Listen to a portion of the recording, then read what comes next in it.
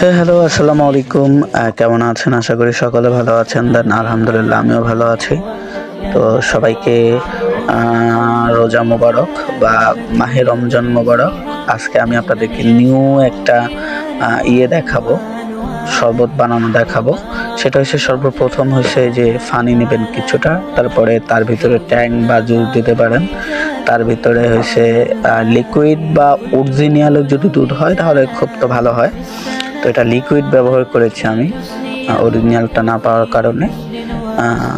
পরিমাণ মতো এটা হচ্ছে 1 কেজি আলা দুধ দিয়েছি আমি। তারপরে আমরা নেব একটা 7 আপ নেব। আর 7 আপের বোতলটা হ্যাঁ, এটা হচ্ছে 7 আপের বোতল। একটা 7 আপ দেবেন এটার ভিতরে। 7 আপ দেওয়ার পরে হয়েছে একটু চিনি দেবেন। আর চিনি না দিলে এটা মিষ্টি হবে না, তেমন একটা মিষ্টি হবে না। যেহেতু দুধ তো আর মিষ্টি না, এটার সাথে দুধ মিক্স করবেন।